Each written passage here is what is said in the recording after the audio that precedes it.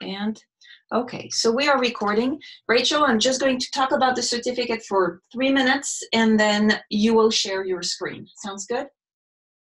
Okay, so hi everybody and welcome to this webinar and happy Friday. My name is Edwige Simon and I'm the director of the Graduate Certificate in Language Teaching with Technology. And our program has been around for about 4 years now. We started really small 4 years ago. And our program is a fully online program for world language educators. It is a 12-credit program. Like I said, it's fully online and it's year-round. The admission requirement is that you have a BA and an affiliation with the world of language education and language teaching. Otherwise, what we do and what we discuss will really not be relevant to you at all. And so because a certificate is not a master's, it's not a degree, it's a credential, you don't need to go through a formal application process. You don't need to send us letters of recommendation or transcripts. You basically go on the website, you create a student ID, and then you register for the courses you want to take. If you end up taking 12 credits, including the 2 required courses, you receive a certificate in the mail. And if you don't, you can just take courses based on your preference and your interests. You can start at any time. And most students finish in 2 to 4 semesters. It very much depends on how many courses you take each term. And it's a program designed for both novice and advanced users of technology. So that's the program. I said it was going to be a short presentation, and it was. Our website, I've done quite a bit of work to simplify it. A couple things I want to point out. We have some free PD resources, and I'm working on adding other resources. So on the homepage right now, you have a link to the webinars page, and we have maybe 12 webinars that are archived, and so you can go and watch the recordings, and you also have access to the slides. And then we also have a book club called the Language Educator Book Club, and on Monday we are going to start reading this book. It's called Learning Transported by Jamie Donnelly, and so it's about augmented, virtual, and mixed reality for all classrooms. And so the book club is completely free, and we recently moved from a Facebook group to a Canvas platform that is self-enrolling. And so if you want to sign up for the book club, that's the link right here. The free webinars. These are testimonials, students telling us how great our program is. And then student projects. I think that's a repeat actually of this tab. Here you have some student stories, so students who have taken courses with us and or completed the certificate.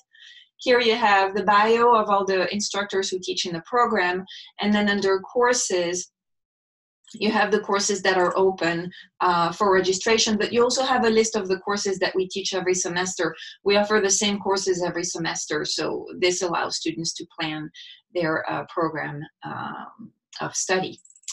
So if you have any questions about the certificate, you can type them in the chat window or you can email me directly. I'm going to host a general information webinar about the program at the end of March. So there are plenty of opportunities to learn about the program. And yeah, I think that's all I wanted to say about the certificate. I'm going to stop sharing. And Rachel, go ahead and share your screen. I'm going to triple check that we are recording. Don't know why I have this. Yes, we are recording. So Rachel, make sure your slides were open on your desktop before you, there we go, like that. Perfect. Can you hear us? Oh, yes. Thank you. I have been listening to you and hearing you fine. Can you hear me? Yes, I can hear you. Okay.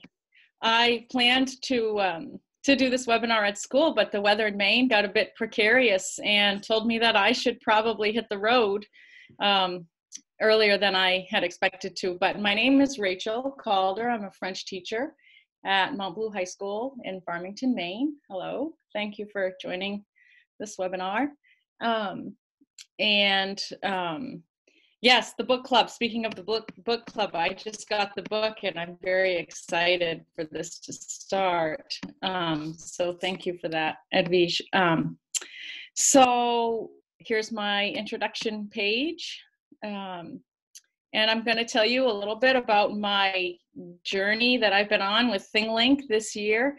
And I just learned about ThingLink. I started to examine ThingLink while I was taking one of the certificate classes over the summer. And so I thought, okay, this is a tool that I'd like to use. And so I've been doing some stuff with it. And so I'm just going to kind of give you a little bit of a briefing on how it looks if you've never checked into it before, and then some other aspects of why I think it's a valuable tool in the classroom, and then I'll get into my project it's actually a technology integration project that I designed while I was taking tools in practice this fall, and I used it with my students and it was quite successful. So then we'll talk about this. So you go into ThingLink and you go into your Google and you search ThingLink, and this is the kind of what you'll see, and you'll get started. And so really thinking about this as a tool for us as teachers as well as for our students, for them to deliver their presentations as well. So you'll get started and you'll sign up, and then you'll have to decide, do I want to use the free application? Do I want to pay $35 a year? Or maybe your school or district already has this. So I'm just going to kind of tell you what the difference is between the free, and then what separates the paid from the free. And basically, you see it here is that you can have better classroom management, and the organization is there for you when you pay $35 a year.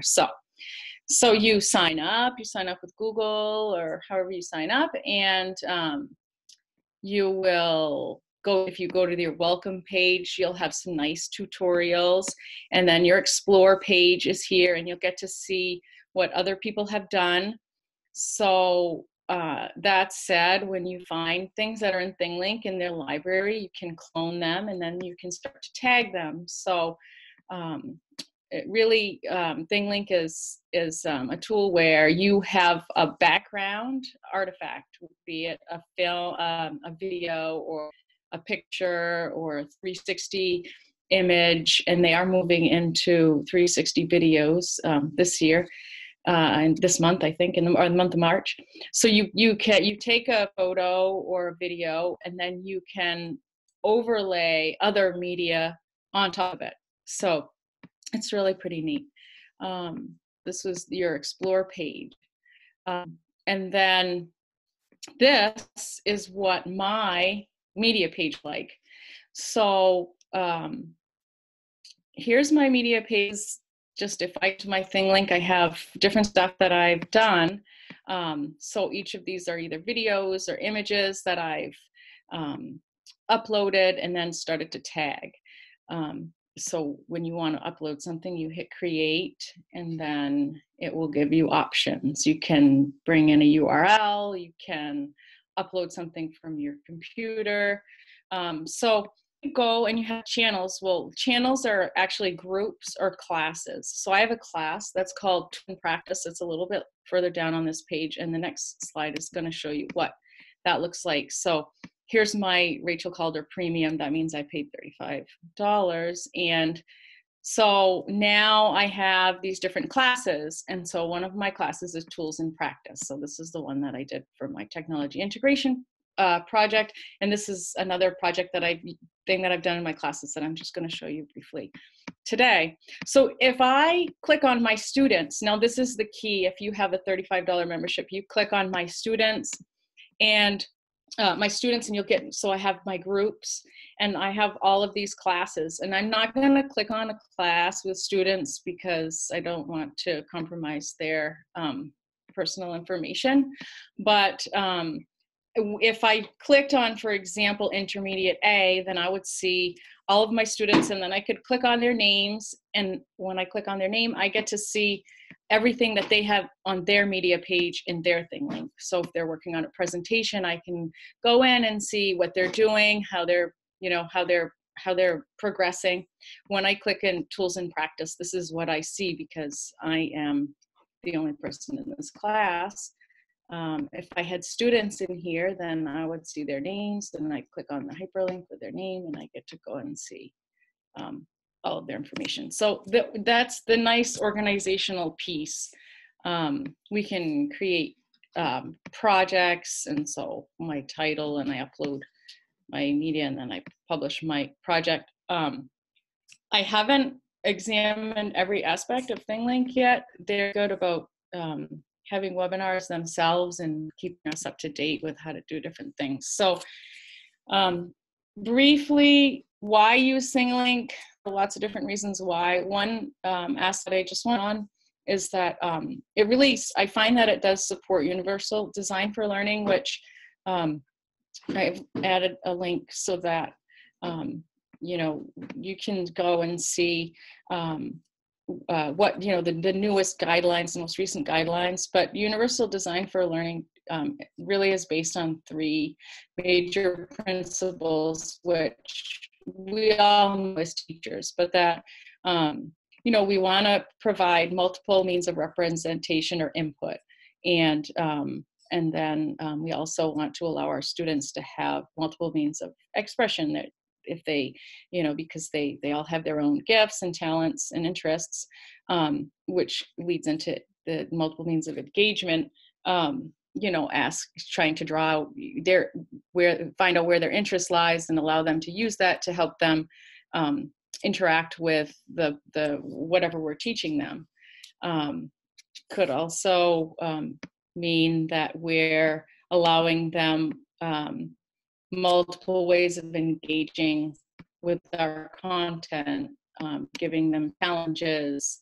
I had a great class with Edvish, or someone from not Edvish, but one of the teachers about gaming over last summer, and it was just really wonderful. So that's touches on that as well. So going back to my media page, I want to show you, I'm going to go back to the UDL kind of highlights, and I'm going to show you something that I did with a class and just show how that kind of works. So I would hit create, and I would put my background image, and then I would go, it would bring me into edit mode. And so edit mode looks like this. So this was my background image. And I'm a little bit, so I see all of you right here. I'm not sure, I'm gonna click on that. Is that gonna, no.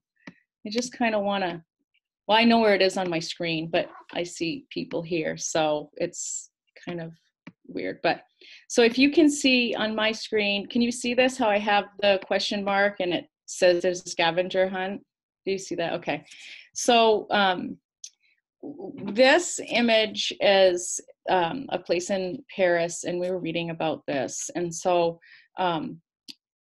giving the students multiple ways of engaging with the content on this page is going to be important.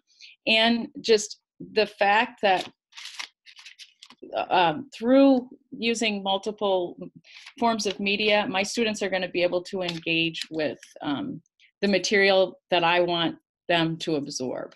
So I have 2 question marks over here.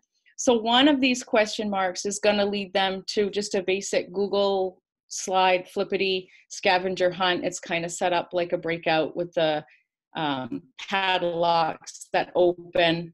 And then another is just going to be a regular Google form where they can answer multiple choice questions. So in order to either do the scavenger hunt or breakout or the multiple choice questions, they're going to have to interact with this stuff that's on this page. So they have, you know, a couple of vocabulary words, and here they're going to be able to go to a street view, and they're going to travel around, and they're going to, you know, find some information about this part of Paris. They're going to read a little bit of text, of course, with maybe some hyperlinks to words that that are important.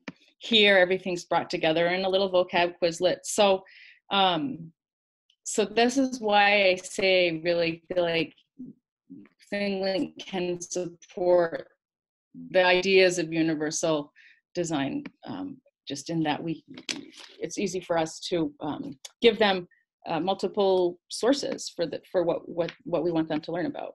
So this is edit mode, and I'm going to go to the next slide, just to show one of the things that I tagged here. This is an article about on the back side of this, where there's the cable car, and it was wintertime and people were skiing down the steps and sliding. So it was really cool. And there, click on it and there's a video, and there's, we can see the people doing this. So that was kind of neat. So want to point out one thing. When you're in edit mode, you notice you can change the image, you can upload audio. So for one thing that I've done in my ThingLinks and asked students to do in their ThingLinks is to go to, what's it called? QuickTime audio, and record themselves speaking, or I record myself speaking. And then once you have that little file, if I were to click upload audio here, it would allow me to download that audio file, and okay, I did it, and I hit save. And then this tag, when you click on it, you'll hear the voice. You'll hear my voice, or you will hear your student's voice if that's what you ask them to do. So it's kind of a nice way to get them speaking and not getting really stressed out about it because they're not in front of people. So it's a pretty nice scaffolding tool for that. So ACTFL, how does ThingLink support ACTFL's guidelines? So one really key point for me in my technology integration project was thinking about media literacy, information literacy. And so, of course, when we design our units, we're hitting elements that we're going to find in ACTFL's recommendations. So, and most of the time, there will be more than one. But one of the key elements for my project that I'm about to show you has to do with information literacy. So slide, just a screenshot of the link that I shared, which is a slide share. But the standards are asking us to help our students to learn how to access information efficiently, effectively, evaluate information, use information actually, creatively, and then also thinking about ethical and legal issues. So if we're asking our students to create ThingLinks, and then it opens up that avenue of, show them how to go to Google and go to, the More tab, Tools tab, and thinking about usage and things like that. So so it's just it's a nice way to get our students using media and thinking about just the different ways that they can use it ethically, in correct ways, and then and then afterwards talking about their voices that they're sharing. So it's just a really nice way to work towards those standards. So on to the project that I did and that I wanted to talk to you about today. So I was working with my students on a unit having to do with Quebec. And the next couple slides after this, I'm just gonna kind of show, just kind of list what my objectives were and where we were as a class. And so this is an intermediate low class, moving to intermediate mid. This project really was using interpretive skills, and so as we know, students gain interpretive skills. They get higher on the with reading and listening, I mean, before output, right? Input before output. So I consider this class kind of intermediate, low to mid now. We're close to the end of the year. I think they're kind of reaching intermediate mid, but they're on an interpretive level, they're doing quite well. So we had read a TPRS novel, Brandon Brown in Quebec. And so if you've read this, it's this little boy who goes to Quebec, kind of does silly things, and of course you're getting the past tense, and it's a fun read for the students. But we noticed that in the book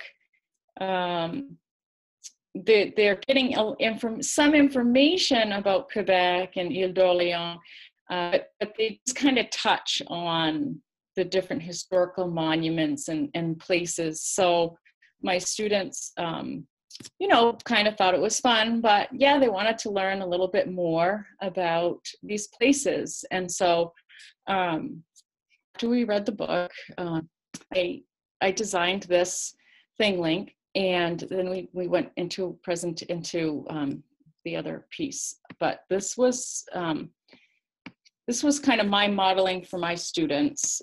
And so in this ThingLink, notice I have 1, 2, 3, 4. One other element of when you pay $35, you get more choices, for icons and things like that. So whatever. But so here is my big red question mark, and this means that this is like our essential question, like the main thing that we're thinking about, kind of umbrella that we're working under.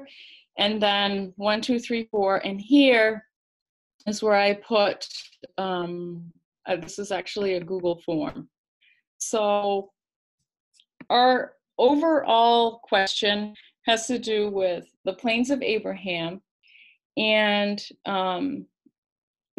asking my student, asking ourselves about this battle, and trying to kind of wrap our heads around the fact that the French actually lost to the British on the Plains of Abraham, and during the 7 Years' War, and but asking ourselves, so why is it that the French language and the French culture and heritage is so strong in Quebec after the British won them, the Plains of Abraham, so won the battle in the 7 Years' War, or whatever. So that was kind of our way of getting into thinking about cultural identity and heritage and history, and kind of how things evolved, and just wondering how is this possible. So I wanted them to be thinking about this. Rachel? And so that was our overlying question. Hey, Rachel? Yes? Suddenly the volume went way down. Can you turn up your volume? Okay, is that better? We can't hear you very well right now. We heard a scratchy sound, and your volume went down. Anyway, it's pretty quiet. We can still hear you. Maybe okay. You can speak a little louder.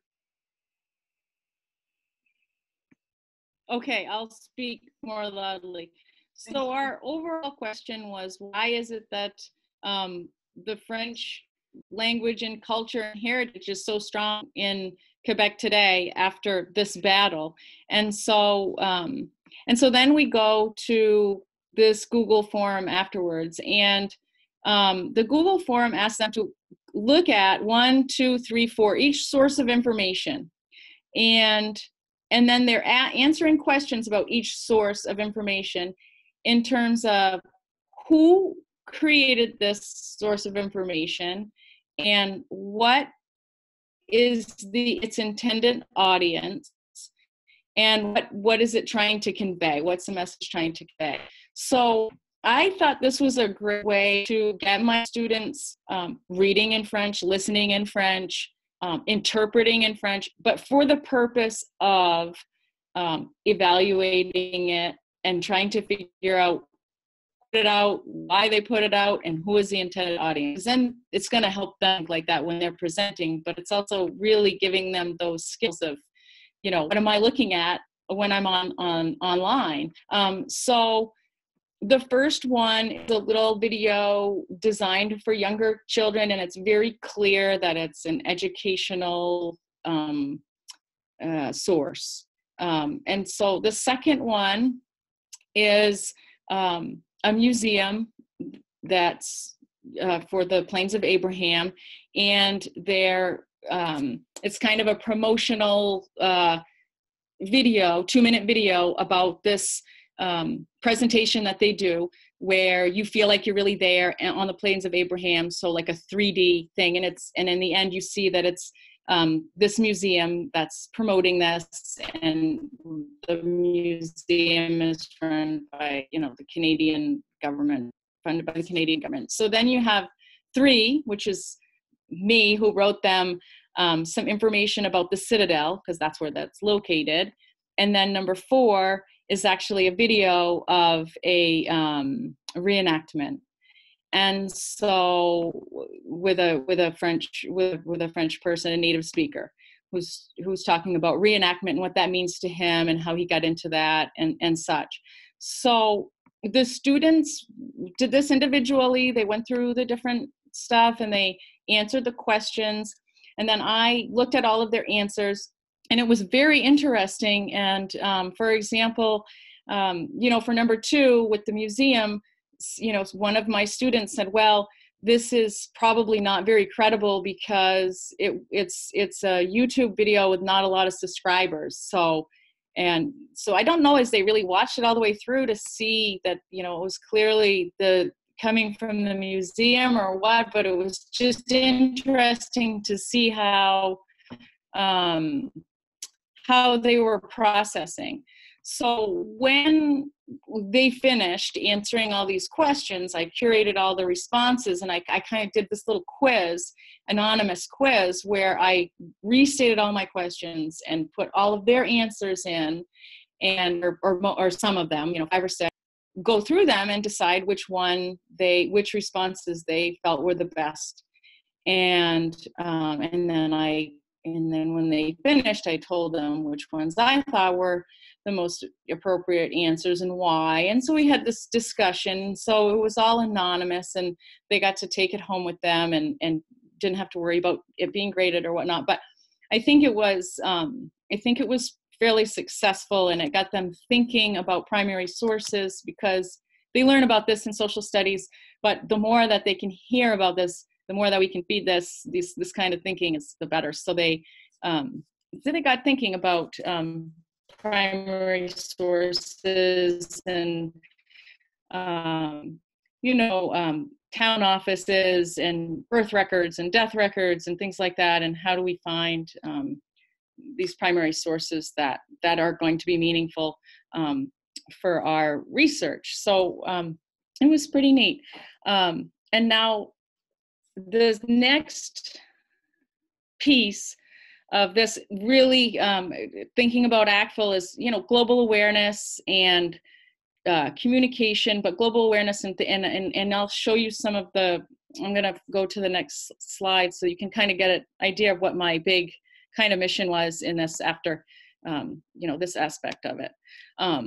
So my objectives were that I really wanted my students to think about Quebec as an evolution, as a present, because I know that when they go to places, be it Quebec, be it anywhere, they're living in the present day, and they're seeing they're seeing historical monuments in the context of today.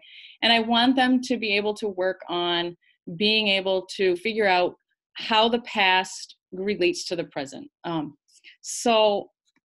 when we're thinking about Quebec, we want them to understand that it's called their cultural identity and heritage, that it's really a compilation of experiences leading up to the present day. So I wanted another objective, of course, is to build their interpretive skills and their information literacy skills through examining a variety of sources. And so, as I said before, I think doing that information literacy kind of activity really helped them to jump into those sources and appreciate being able to understand them, but for something that was kind of off the focus, and off of what maybe a focus would be on an everyday level. So then, of course, they examined their own reactions to their media, and then I'm with the couple slides down, I'm going to show you how I used the video in ThingLink, and it was quite helpful for them to really be able to interact with that video and that native speaker.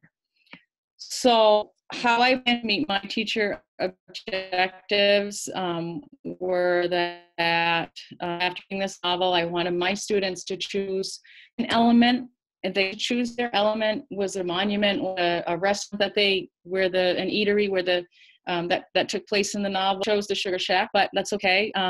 So they needed to take a present day artifact, and they needed to recreate or create another chapter of the book where they're going to make this chapter. I say chapter in quotations because of course I gave them the option to not just write the chapter. They could have done a video or whatnot, and curiously enough they all chose to do chapters, which was fine.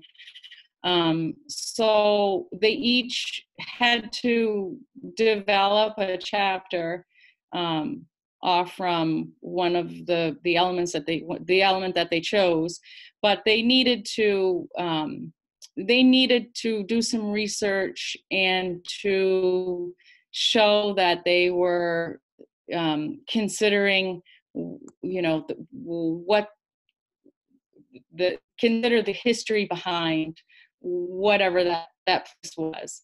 So it was neat. Students chose different aspects. Some chose, the Plains of Abraham, the Citadel, a restaurant, a chocolate place, chocolaterie, and so I'll get to show you some of their work afterwards. But so that was their presentational task. So after doing the media literacy piece, of course, we went into each of the sources a little bit more deeply. So the reenactment piece was neat. So in ThingLink, when you put your video in ThingLink, so I'm actually created a ThingLink that then I dropped that tag.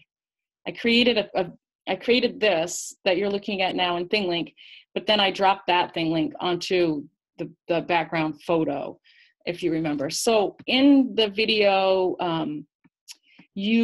as you're watching the video in edit mode, you click on it and it drops a tab. When you click and a tag drops, and then you can go into your edit mode and you can write text or whatever. You could do a little quiz, to make sure that they're understanding what's going on. You can do lots of different things. So it's really just up to the imagination. But so with mine, I dropped the entire transcription so that, when they're at home, they can go back and read it if they want, and hoping that they are. But so, and this doesn't have the subtitles.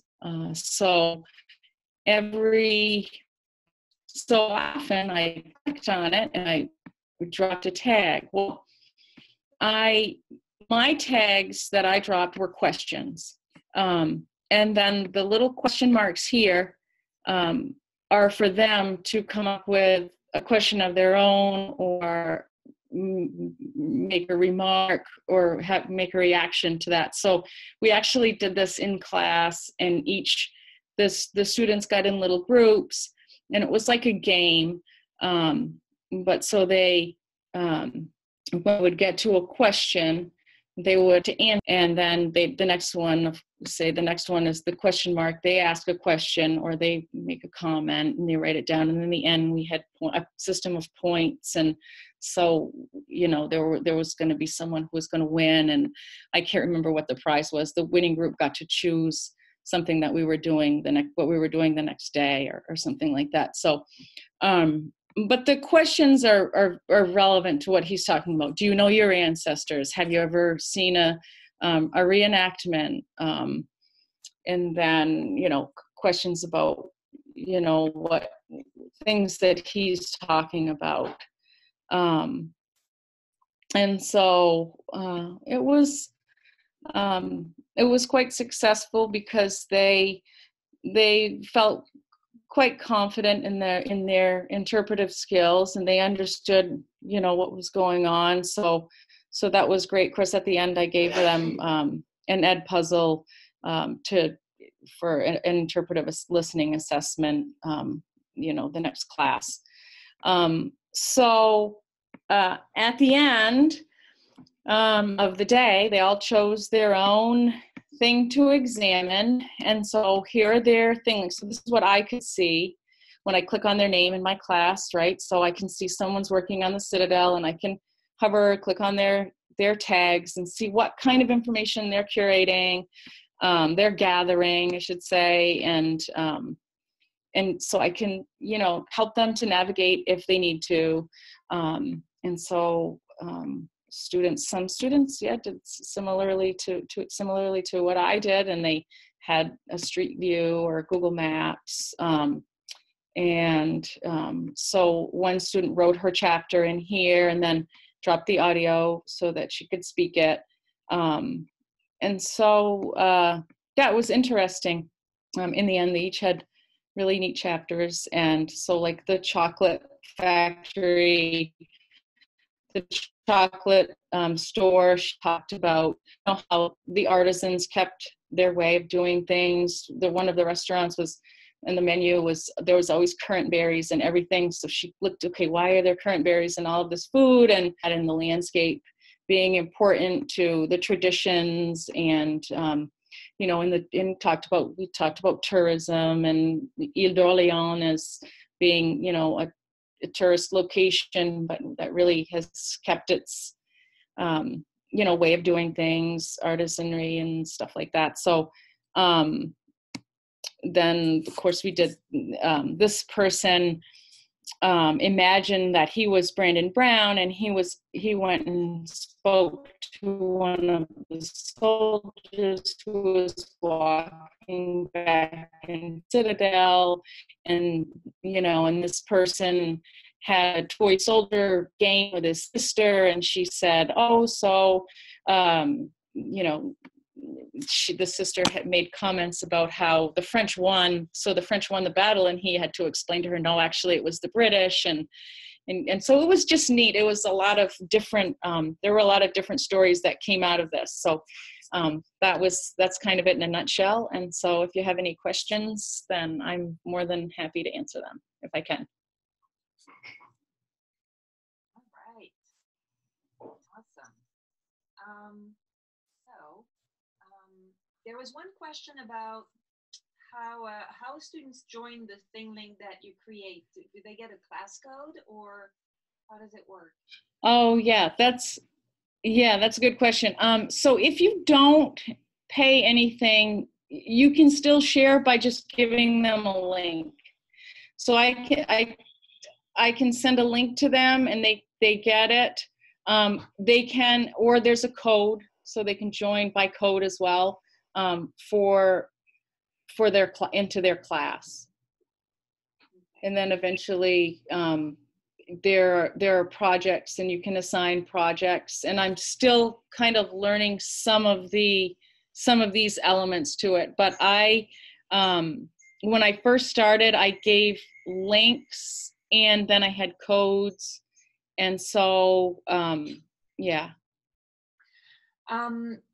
Leslie is asking whether you can embed a ThingLink in an LMS. Does it give you an embed code at any point? I think it used to, at least. Does it? That's a good. I should know this. I'm not sure, because I am not using any LMS besides Google Classroom at this time, and so I can't answer that question. I'm not sure. I've done it before, so and they don't usually remove features. So I'm pretty sure it's possible. Yeah, and yeah, I should know that because I'm thinking about trying to just go to Schoology, and so so I don't. So if yeah, I'm sure they probably do if you've Yeah. used it once before. So I'm looking it up right now, and yes, they so you can share your ThingLink as a link, and you can also embed the whole thing in an HTML. So you know, a course management system, a blog, or even a web page. And I remember being able to do that. Okay, so Giselle's asking whether you can download a ThingLink with the tags. Is there a way to extract this out of ThingLink? And I don't think there is. I think your content is in ThingLink. My content is not that I know of. But again, there's I will say if you sign up for ThingLink, they're very good about doing webinars fairly frequently. And so the last webinar that they did, I actually got the recording because I couldn't stay for the whole thing.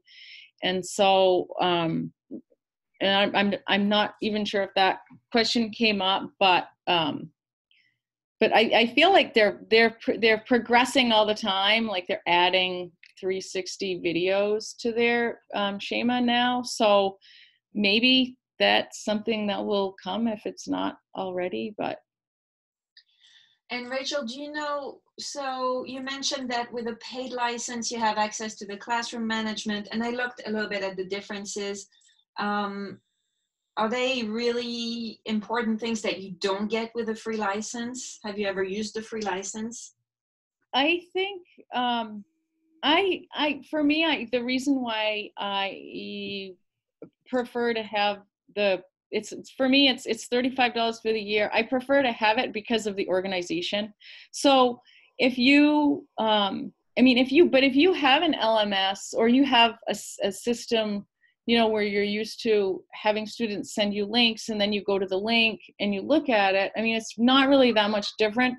I just like the luxury of being able to click on my class and then click on each student, and I'm in there, and then I can see, okay, this is what this person's doing, and this person, rather than, you know, go back and open a link and have another tab open and this kind of thing. So, and then there are, I think when I first started, I don't know if maybe you couldn't do 360 images unless you had a paid license. And I don't know if that's still the case. But I feel like this summer that was one of the things that made me decide to buy it. Yes. There were a few different things like that made me say. The 360 videos and images are part of the paid license. Yeah, yeah. Rachel, did you use ThingLink to do other projects since or before? Yeah, so what I'm doing right now with my Novice A group, so they just started, you know, had no prior teaching or anything before this year. I'm having them create ThingLinks, and I like it because they can get their own images. They can tell their own story, and so what I offer them in this class right now, we're doing this. We'll see how it goes. So far, so good. But so I'm pointing out to them that, you know, I'm guiding them with certain structures, right? That I want all of them to be using. You know, the things that we teach about, you know, different verbs and adjectives and this and that. But that when they go into their ThingLink world, there's a certain amount of vocabulary and things like that isn't shared by the class. That's generated by them. So it's kind of neat, you know. We teaching them, so this is kind of how adjectives work, and we see it in what we're reading. And now we have, you know, a common list of stuff that we all know, but now they can go out and kind of research a little bit and find terms that pertain to them the most. And it's kind of nice because it helps me focus on grammar and structure in a way that I feel like is a little bit more meaningful and organic, because I can say, okay, so now that you know how to use adjectives and now you know how to conjugate a verb, so now you have a certain amount of freedom. So I have my structure and what our shared kind of stuff is, but then they can have their say kind of and add what they want, add some texture that's their own. So it's neat. I like that element of it. And one other thing that I haven't used yet is match. This summer, when I have time for this summer, I really plan to try to do some more with maps and scavenger hunts and more game kind of stuff with ThingLink, because I think there's a lot of possibility there. Yeah. Can students see each other's ThingLinks? So here's one area that's still a little bit gray for me. I've experimented with doing group ThingLinks. And so I had a world map, and I had one of my tags that I was in audio, and thinking still about preferences and places that we would like to visit in the world, and kind of starting there as a starting point, and wanting each student to drop their pin on their place, you know, that they wanted to talk about more. And what happened was, when this is possible to do this, but it's a little bit tricky because only one person can edit at a time. And this is my understanding thus far. I feel like there's probably a way around this, but I just don't know what it is yet. So it just means that one student can go in and be there for 15 minutes, but then another student can't go in and do any work until that student's left.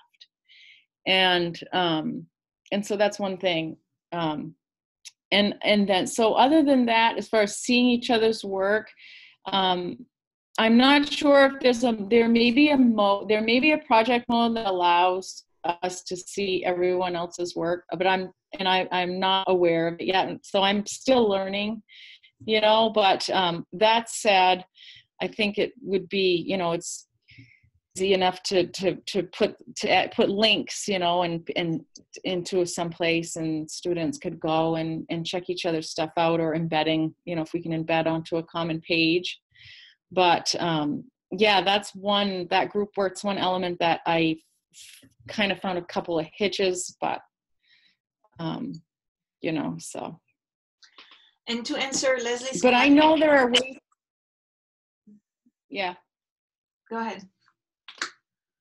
So I know there are ways to do group work. I'm not exactly sure. I'm not super clear on them yet. Okay. I think that's it for the questions. Leslie asked whether students can still access, or whether you can still see your ThingLinks after your paid license expires. And I was reading the website, and it looks like, yes, they don't delete them, but then students cannot edit them, or they're just there and you can't make any changes. So, all right. Yeah, I don't know. So, but maybe you could, one way around that might be that to clone it. Because you can clone anything that's in the library, and you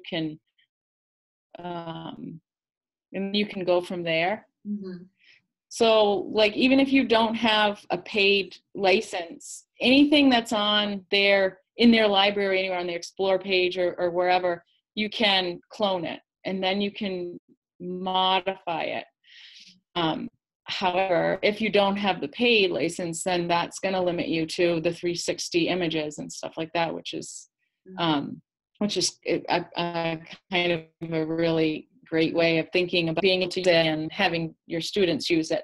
So I notice when I click on my students, they all show up as premium as well. So they can do 360 stuff. So that's pretty nice. I mean, for me, for the price, I feel like, I hope it doesn't go up too much, because I know I'll continue to kind of grow with this tool, because I think there are lots of different possibilities. But I'm sure there are other things that have similar features as well. Like, we've talked about, what was the one, HP5, which I really liked because of the interactivity. But it's not available in very many places, only 3 LMSs. So with this, I kind of was really excited, because I felt like, well, I could really do, I don't know if I can do exactly the same thing, but that ability to take a video and, put tags on it, so you could have, ask questions or whatever. I don't think it's quite as extensive, but it's still pretty, going in that direction. So. So for HP5, I was actually looking at it yesterday, because I'm looking at an article that is going to get published in the FLT Mag in March. And it looks like you can create all kinds of activities in HP5 without the course management integration piece, but then you have this embed code that you can embed anywhere, but it doesn't come with any student tracking. Yeah, I felt that was the impression that I got when I read some literature on it, and so, but I just wasn't really sure if you could embed it on a web page and students could do it, but then you wouldn't be able to see what the answers were and what, so yeah. But so to just kind of play around with it and see how it works, and then But do you guys remember Hot Potatoes? Am I the only person who remember the Hot Potatoes suite, which was a website where you could go and you could create quiz questions of all kinds and then embed them somewhere else. And it's defunct. Nobody uses it anymore. But it didn't come with student tracking at the time, and nobody was expecting that. And it's funny, we've changed, our expectations of technology have changed so much in the last 10 years. So, but anyway, Any more questions to Rachel? All right. I just wonder how many people in the audience use ThingLink or have used it or use it regularly, or? I haven't used it regularly. Actually, I'm going to look at it again, because I think we're going to put this back on as one of the tools to explore in Tools in Practice. I don't know in which unit. Giselle says she's used it once. Another person, Hoyo Lam, I don't know if it's a first name, has used it, but it's been a while. Debbie uses it once a year in each level. Mm-hmm. Marina has never heard of it before. I think it's come a really long way since I first used it. So I definitely want to revisit it, because now that there's the 360 image and the 360 video, I'll definitely mention it, because we're going to do virtual reality in the Tools in Practice next week. Well, we're doing augmented reality next week and virtual reality the week after. Yeah. I know one thing I keep saying as well, now I have another reason to travel, because with the 360 and all of the different stuff, come back, create better ThingLinks. So I don't know, but yeah, I think there's potential for different, things, just wherever my imagination can take me. So Leslie says, merci beaucoup. I enjoyed learning more about ThingLink and how it works. Great to get some ideas about what to put in the links on the image. This is the, I'm going to, let's see how I do that.